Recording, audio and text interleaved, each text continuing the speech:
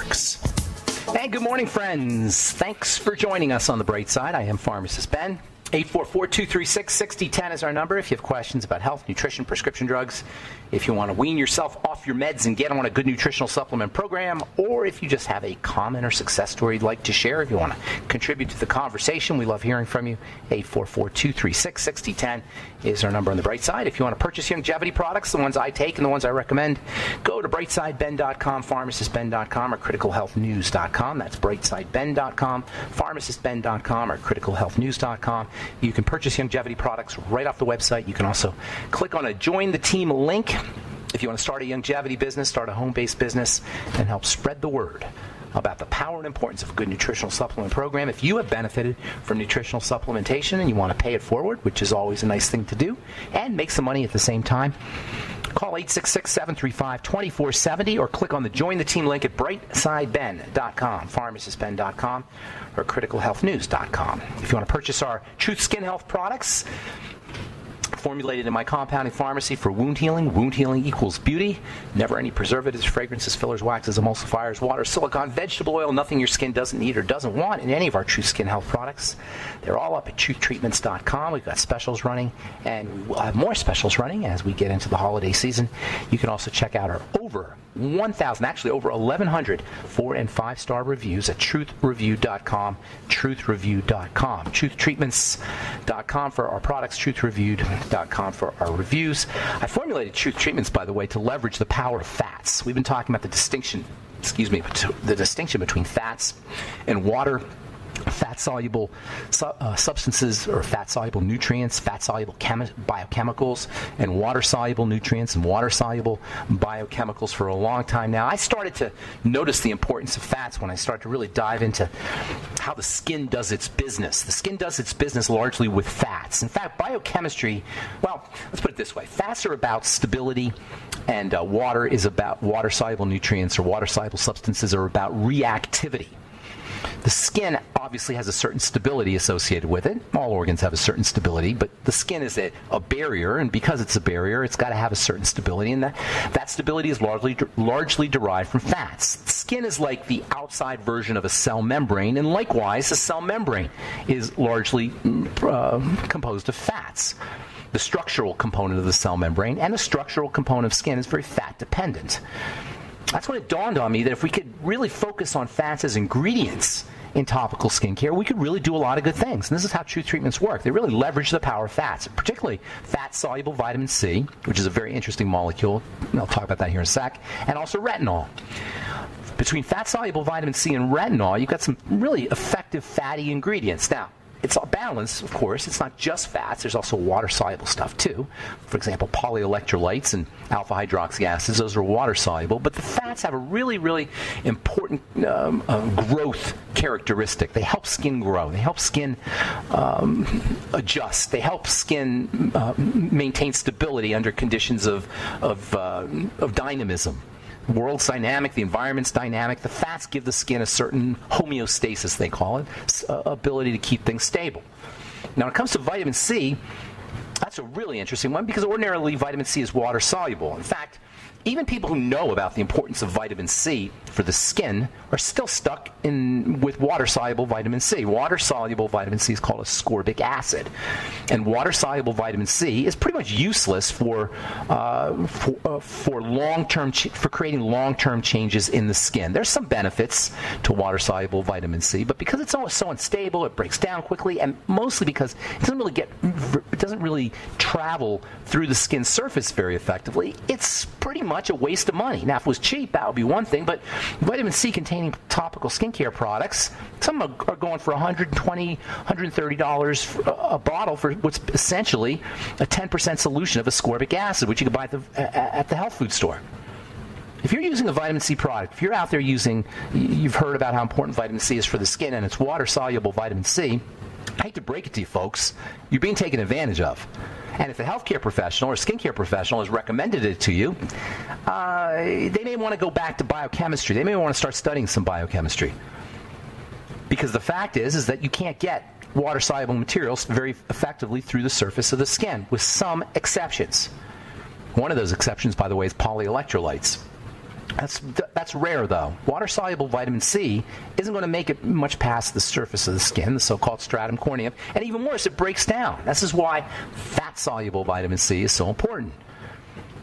This is one of the reasons why I'm hitting on this distinction between fats and water so much, because if we don't understand it, we're going to get taken advantage of. We're not going to understand how to utilize chemistry. We're not going to understand how to utilize ingredients and skincare products.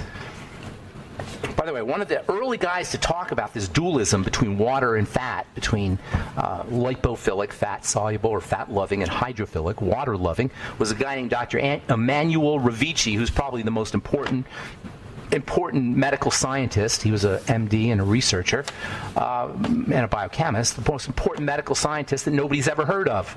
Emanuel Ravici, R-E-V-I-C-I. He lived to be 98 or 100 years old, just died in the 1990s. And he wrote a lot about this distinction between lipids and lipophilic and hydrophilic. Actually, he wrote a lot about antagonistic relationships. The body is binary. We talk a lot on this program about metabolism being a combination of, or a blend of, anabolism and catabolism. That's a classic example of the binary nature of the body. Building up, breaking down. The body's always building up, it's always breaking down. And it's this balance between build up and break down that accounts for health. There are antagonistic elements in the body. Calcium is antagonistic to magnesium. Sodium is antagonistic to potassium. Zinc is antagonistic to copper. They all balance each other out. Insulin is antagonistic to glucagon. Acetylcholine is antagonistic to adrenaline. Estrogen is antagonistic to progesterone. These are classic antagonistic relationships, and it's a balance between these antagonistic relationships that accounts for good health. And when I say balance, I don't mean 50-50. I mean they're always constantly going back and forth to each other. Survival and thrival are the ultimate, in my opinion, are the ultimate antagonistic balance. Survival and thrival, fear and love. We are constantly in survival mode, and what that does, folks, is it costs us thrival because it's an antagonistic relationship. If you're living your life in survival mode, you're not in thrival mode. Jesus says you're either with me or against me. And what he means is you're either sympathetic or parasympathetic. You're either surviving or you're thriving. Fear and love. You're either in fear or you're in love. Now, it's a balance. It's on a continuum. Fear is on the left-hand side, we'll say, and love is on the right-hand side, and we're all somewhere in this continuum. And you do need to have a little bit of fear, actually, to survive, and you need to have a little bit of survival aspect to get by in life. But you want to be skewing towards thrival. You want to be skewing towards love. You want to be skewing towards parasympathetic activity. And understanding how to leverage this, go back and forth, is really important if you're going to stay healthy. It's not all one or the other. It's kind of bouncing. It's balancing. All right, I'm Pharmacist Ben. 844-236-6010 is our number. You're listening to The Bright Side. We will return right after this.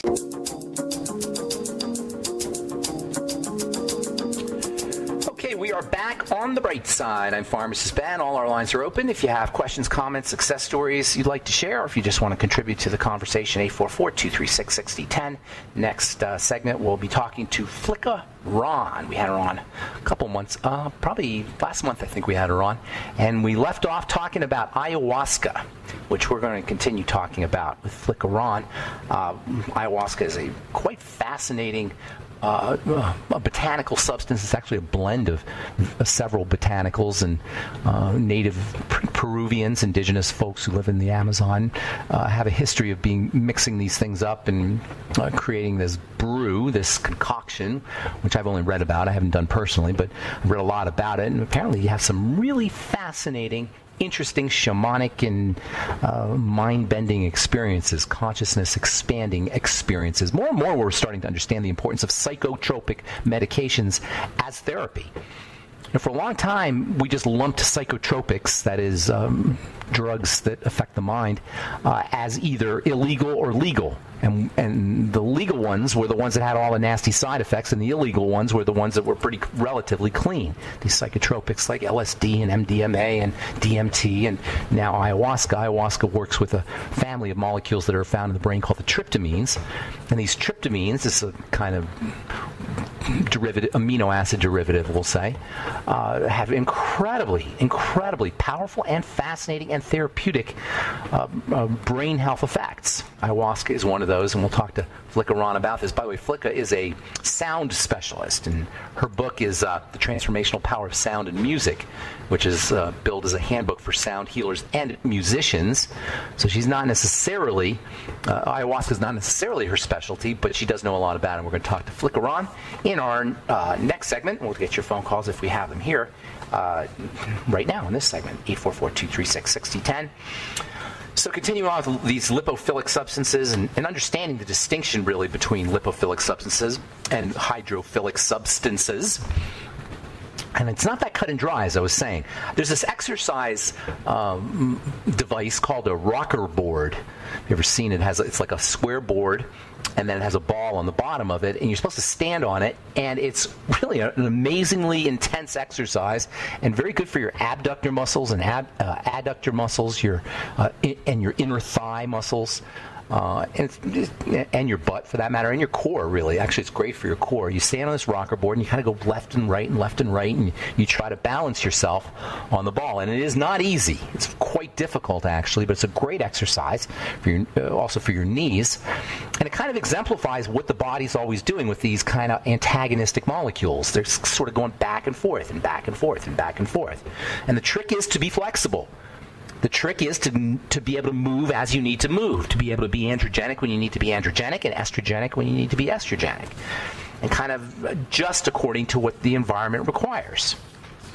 Now, of these fat-soluble nutrients, there's a group of them that have a certain kind of watery nature to them, and this mostly fat but slightly watery nature gives them very interesting properties. And there's a couple of these that they're more than interesting, they're essential. You got to have them. If you don't have them, you can't make cells. If you don't have them, you can't make certain hormones. You can't make hormones of inflammation or anti-inflammation. That's another, by the way. Another very important dualism in the body is inflammation and anti-inflammation. And these two molecules, these two essential molecules that are mostly fatty but have a slight amount of water to them, are the key elements. They're turned into the molecules of inflammation and anti-inflammation. We call them essential fatty acids. Omega-6 essential fatty acids and omega-3 essential fatty acids. Not all omega-6s and not all omega-3s are essential fatty acids. That's more of a generic designation, structural designation. But there are two. There's an omega-3 essential fatty acid and there's an omega-6 essential fatty acid that exemplify this balance, this dualism, this binary nature. Omega-3s have anti-inflammatory properties. Omega-6 essential fatty acids have inflammatory properties. And before you get all off on how bad omega-6s are, we need inflammation. In fact, we need inflammation more than we need anti-inflammation. Let me say that again. The body utilizes inflammation more than it utilizes anti-inflammation. Why? Because inflammation is part of the healing process. So in our simplistic way, our medical authorities, in their simplistic way, either because they're simple-minded or because they think we're simple-minded, talk about inflammation as being the bad guy. It's not the bad guy. Excessive inflammation that's out of balance with anti-inflammation, that's the bad guy. When you're skewed inflammatory to the detriment of your anti-inflammatory chemistry, that's the bad guy. When you're locked into anti-inflammatory chemistry and you can't get into when you're locked into inflammatory chemistry and you can't get into anti-inflammatory chemistry, that's the bad guy. That's why you need both omega-6s and omega-3s. And there's way more omega-6 essential fatty acids in the body than omega-3 essential fatty acids. In fact, all cell membranes are utilizing omega-6 essential fatty acids, with the exception of the nervous system and the eyes, which are omega-3 rich essential fatty acids. So for the eyes, for the brain, for neural functioning, peripheral neuropathy perhaps, omega-3s. For everything else, omega-6s, actually you want them both. That's why a good nutritional supplement will have them both in there, omega-6s and omega-3 essential fatty acids. Omega-6s, man, do you know omega-6 essential fatty acids act like natural statin drugs? They will lower your cholesterol. This is from the journal Lipids and Health and Disease. One of my all-time favorite articles. I'm a research junkie, and I collect articles. I love reading scientific articles. And if you're out there and you like chemistry or like nutrition or this kind of stuff turns you on, start reading new articles. Not that you want to believe everything you read, but you want to get a whole bunch of articles and then kind of form a picture so you can make an opinion. You don't want to believe absolutely everything you read, that's for sure. But you tend to get more scientific and more technical information when you read research articles, not studies, by the way. There's a distinction, talking about distinctions here, between research articles and studies. Studies are a waste of time, in my opinion, unless you have a zillion studies that all say the same thing, because you can cherry pick those. 3 kinds of lies: lies, damn lies, and statistics. Studies are statistics. I don't really pay attention to studies too much. They tested 34% of people who ate eggs every day had 25% more heart attacks. This is nonsense. This is silliness. They cherry pick components of how people live their lives. They only ask certain questions. Most studies are epidemiology, by the way, which is a really lame science. I like research articles.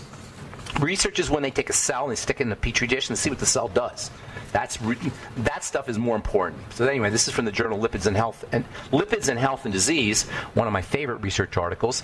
Essential fatty acids and their metabolites could function as endogenous, meaning inside, HMG-CoA reductase, and ACE enzyme inhibitors. That means statin drugs and blood pressure drugs.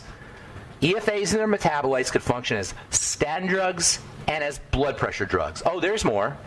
Antiarrhythmic, antihypertensive, anti-atherosclerotic, anti-inflammatory, cytoprotective, cardioprotective. What else do you need to hear, folks? That means they control inflammation, they protect the cell, they protect the heart, they balance out the heart muscle or heart rhythm, they're antihypertensive, lower blood pressure, they help with atherosclerosis. Until I hear about medical professionals telling their patients or writing prescriptions for essential fatty acids, for omega-6 and omega-3 essential fatty acids, I will always be skeptical of the recommendations of the medical model, of representatives of the medical model. I'm not talking about individuals here. I'm talking about the medical model itself. All right, I am Pharmacist Ben. You're listening to The Bright Side. We'll be back with Flickeron. Talk some ayahuasca right after this on The Bright Side. Don't go away.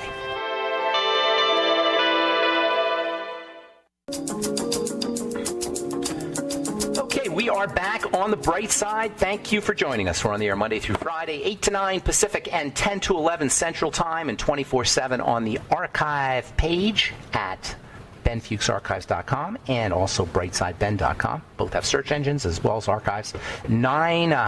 Almost 10 years of, actually, let's see here. Yeah, 10 plus years of great health information.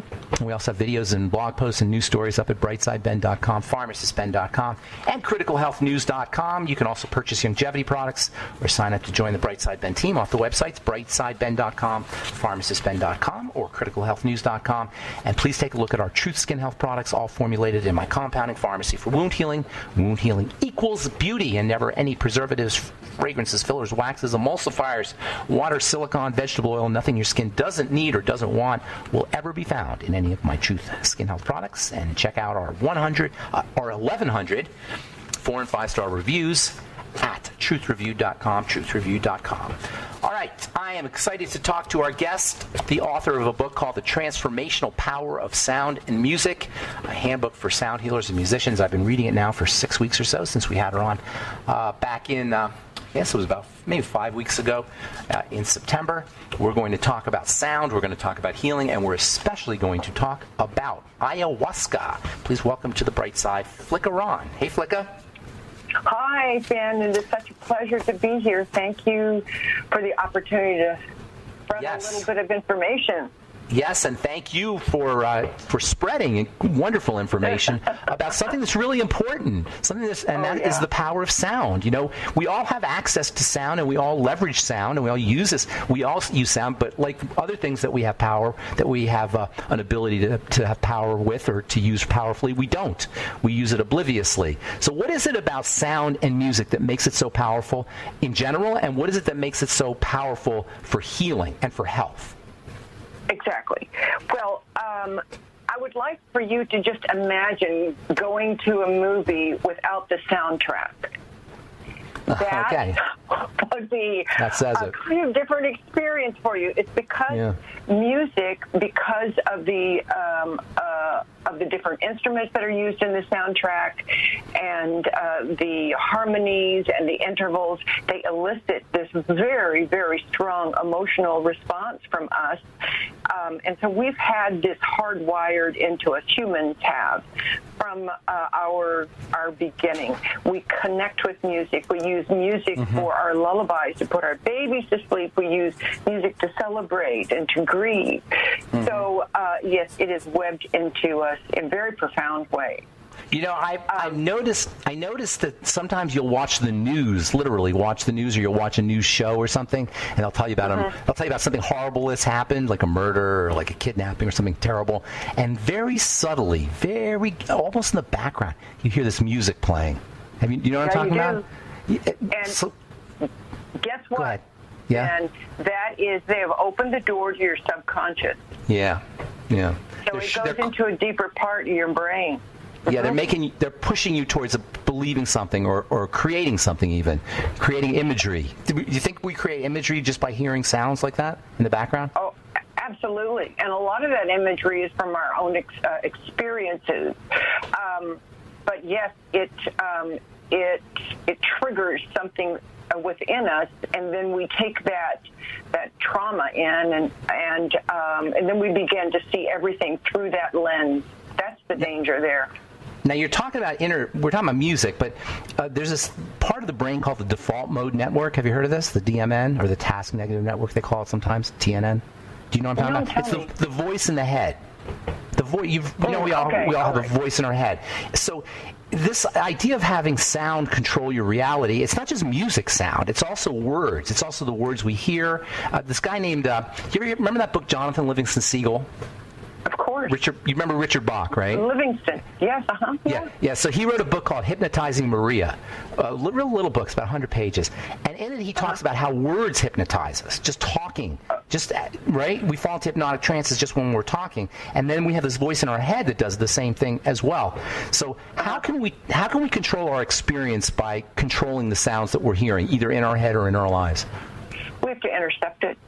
We have to intercept that voice, because that's really the subconscious talking to you from the experiences that it has gone through, from past life experiences even. So if that is a voice you do not want to hear, I would say listen to music that's uplifting and concentrate on that. So you have to intercept it. You know, I notice you can't listen to music and think at the same time. Like, really listen to music. If you're thinking, you can't listen to the music, and if you're listening to music, you can't think. Have you noticed that? I will have to think about that. Put on some headphones. Put on some headphones, some music, and notice that if you're thinking, you miss the notes or the sounds of the music. And if you're in the sounds, right. So it's a matter of I get it. Focus. Yes. So if you're focusing on music, you're right. You're not thinking. You are focusing on the music and just following the melody lines, or even the words in the music. Yeah. Even in your body, even in your body, you're feeling the music, and you're not thinking. Yes, that is right. So music is kind of like a way of leaving the thinking mind. Do you think? Yeah, it is the only way that I meditate. I just can't sit and, I wish I could, but I can't. I need something to focus on. People do it with their breath, but I prefer music.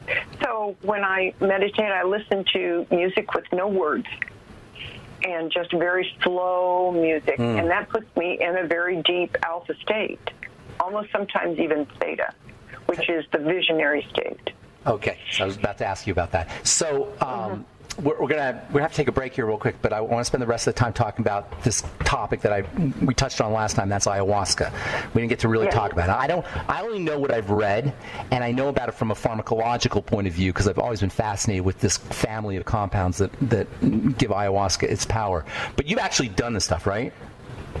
I've done 10 ceremonies.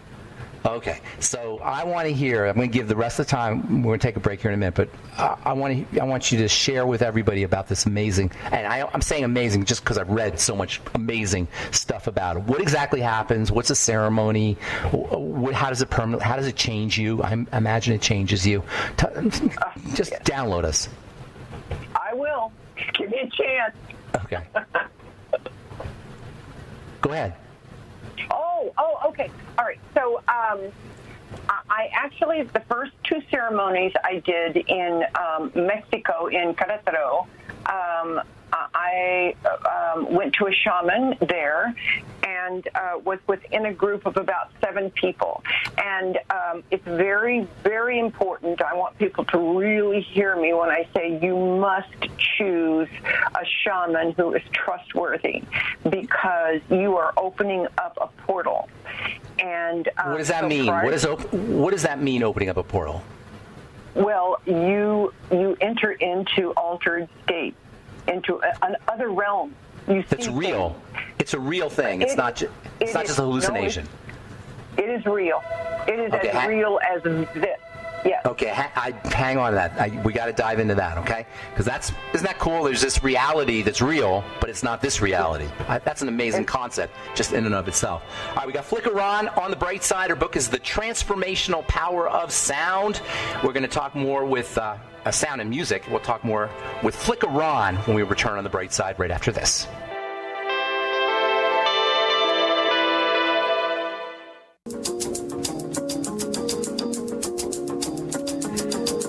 Okay, we are back on the bright side. We're talking to Flicker Ron. Her book is Healing, The Transformational Power of Sound and Music, a handbook for sound healers and musicians. So, Flicka, before we went to break, we're starting to talk about this alternate reality. But even before we get into that, what exactly is ayahuasca from I know it is from a chemical standpoint, but actually, what are you doing? You're drinking this awful stuff? Well, I'm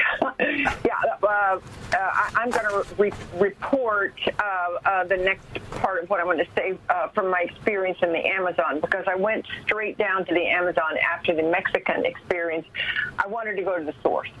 So that is where this vine, the ayahuasca vine, grows, and it is harvested by the sacred shaman, medicine men, and then they mix it with leaves called a crachuna leaves, and mixing those two together creates this brew, which it almost tastes like, if you like really dark beer, except bad dark beer. I guess that's the way I describe it. And is it nauseating? It's like nauseating bad, or it's just like not just bitter? It's not. You wouldn't ask for a second cup, but you can get it down. And because on the other side of drinking that brew is just the most incredible, profound, life-shifting experience. What does that mean? Like what? Like you change your life? Like you see your life, or you see angels, or I know they have these animal totems and things. Right. Well, what you do? Okay, so when you drink this brew, and you have to think outside of what we accept here, is I was in direct communication with the spirit of that plant, and that plant it's a feminine plant, and people who are in this world call that spirit Mother Ayahuasca, and she directs what is going to be the learning for that evening when you're in the ceremony, and you have to trust her. And I was able to communicate directly with her, and she would answer. It was, it's mind-blowing. Questions about your life? Questions about your life?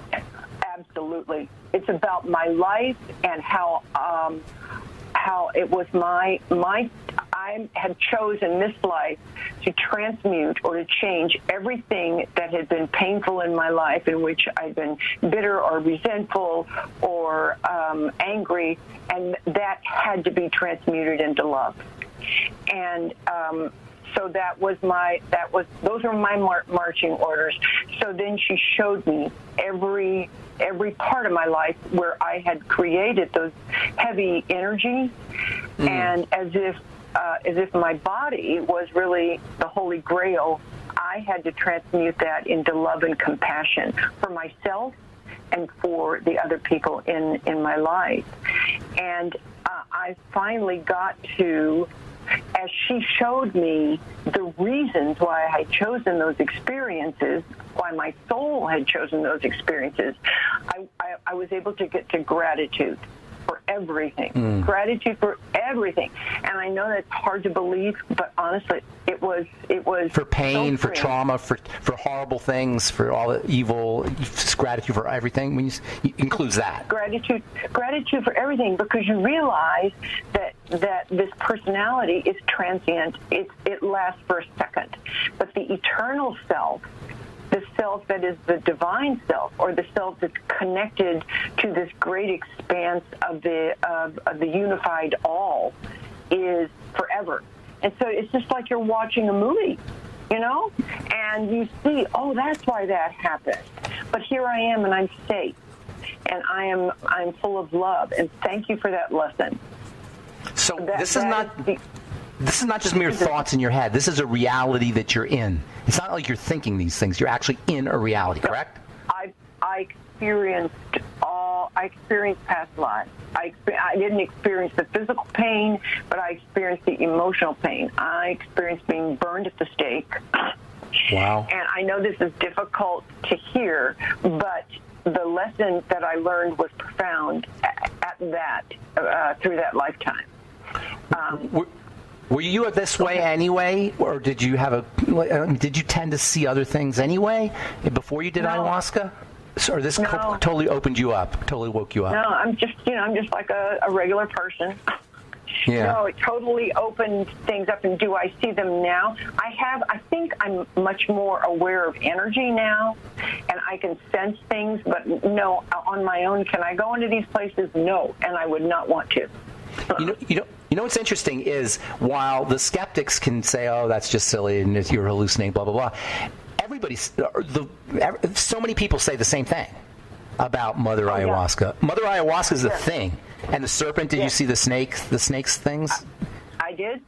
Did you read Jeremy Narby? I forgot if I asked you this. Did you read Jeremy? Yes. Yeah. I did read the Divine Serpent. Yeah, the cosmic Divine Serpent. The cosmic serpent. The cosmic serpent. Yeah, it was a astounding book.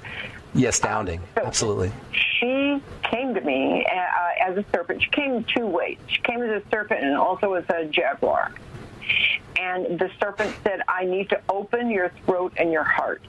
And and I opened my mouth, and the serpent went down my body. Now, I know that may seem just, crazy, but I was not afraid. I just opened myself up because I trusted her, implicitly trusted her. And so then she did, and the heart opened up, and I started seeing these glorious, beautiful things, and the feelings of bliss were beyond what I could even imagine. Wow. Did you get sick? Yeah. I hear people get Yeah.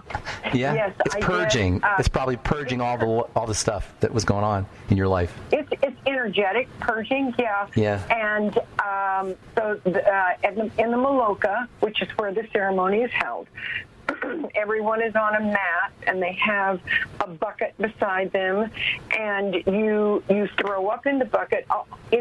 Everybody's doing it. It's no big deal. And then you feel so much better after that, and then you're cleared. So it's like a clearing. It's a purging. And you feel better. You feel better when you feel cleaner.